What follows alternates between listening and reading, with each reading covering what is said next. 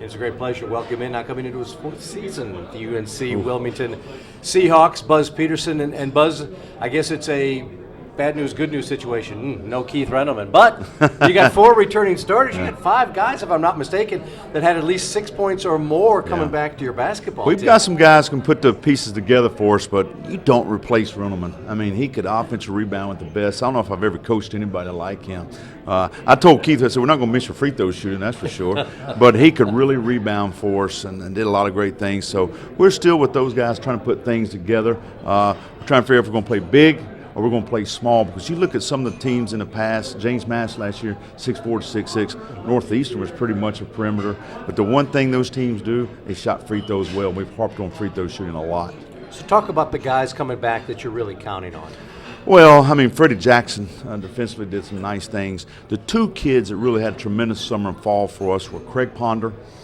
We started him at point guard, moved him to 2 guard. He's done a really nice summer. And Luke Hager. Luke Hager's a 6'7" kid, it's kind of bouncy. We got to get him play consistent, play hard every single time. I hate to call him cool hand Luke, but sometimes he doesn't play as hard as he needs to. But those 2 kids had a fine summer. And Cedric Williams has got to be the guy inside that's got to get us those baskets, easy baskets around there. There's times in practice we've said only person can score is Williams, and Williams has to score on the block. Ponder I remember having a game down there. I think it was late in the season. Yeah. He went off. I mean, Yeah. he was a terrific shooter. Yeah, he's had games where at Marshall he had 26. I think UNCG he had a nice game, non-conference wise. So he's a talented scorer.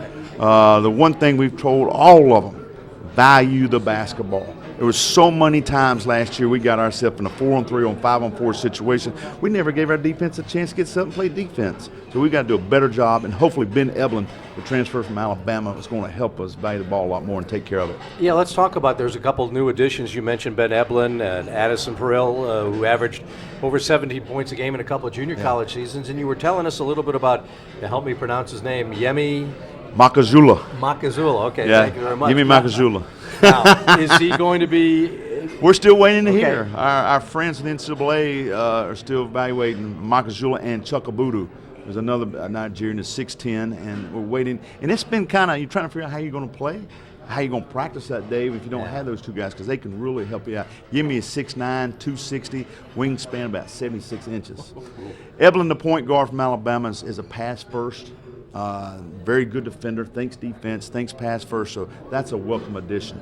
Addison Spruill was a local young man from Pender County, 6'4", good size defensive end at 220, 225 that can fill the basket up, but also he's got a winner's mentality. And so we're looking for those guys' additions. Well, most teams in this league do play 3 guards. You might be playing 4 sometime, the way I look at your Well, your you roster. look at throughout the whole country, I mean, a lot of people are going that way, and it's kind of a fad. The Miami Heat, they started. I saw North Carolina, Tennessee play that way last year with 4 perimeter players.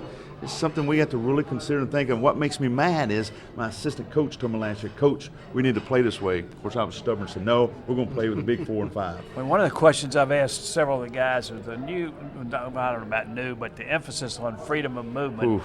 That's going to affect the perimeter players a lot. How do you see that affecting? Well, we better get smart. And I've told our guys, we approach the ball, we got to say hands off, let the referees know, remind ourselves, because I've talked to some of my colleagues and everything. One guy told me the other day they never got past half. They jumped it off, never got past half court. 3 fouls were called. So the hand check call is in. It's in, and our guys got to do a better job of keeping their hands off. And you'll see a lot on ball screen situations when that post guy's out there hedging. Here comes that guard. What's the first thing you do? You put the hands out there to protect yourself. That's a foul. And so it's going to be interesting to see if this stays consistent through January and February. I was trying to figure when I looked at Buzz's schedule, I couldn't tell if he's running for president or what he's doing. He's starting in Iowa. All the presidential candidates get to Iowa early. You're going to get some Iowa votes. at Iowa State, so we'll get some votes for Buzz Peterson. And then you've got a game, I think, University of North Carolina. Do you think he knows anything about that? No, a couple that school? people there. He spent a few years there, I would say. Yeah, we're going to both those places, and to start out of Iowa and Iowa State is going to be a challenge, but it's something we're looking forward to. And playing at Chapel Hill. It'll be our last game before we start conference play. Also, some competitive games against other mid-majors, West Kentucky, Marshall. Charleston Southern is going to have a heck of a team back and pick to win the Big South. So Old Dominion's on the schedule, and so we're looking forward to it. New Year's Eve in Chapel Hill. 5 How o'clock, about that? yeah. You may have done a couple New Year's You know Eves what? in I Chapel Hill may be before. able to get out and take my wife to dinner that night. with that game. There you go.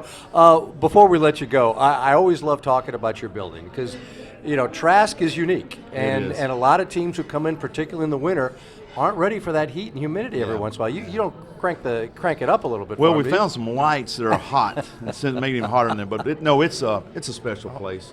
Jimmy Bass, our athletic director, has really changed a lot of things in there, from the jumbotron to. And this year we do have new lighting. I have been complaining about the light in that place for a while, but now we have new lights, and it's a lot brighter in there. And it can be a tough place for somebody to come in and play. So we got to get some wins and make it tough for everybody. It's a great home court for It you, is. though. You talk about heat. I think they used to heat my seat the minute I sat down there. So. Oh my! Well, Buzz, listen, we wish you great luck, and thanks again for Al, joining Charlie, us. Appreciate thank you it. very much. Appreciate That's it. Buzz Peterson, the head coach at UNC Wilmington.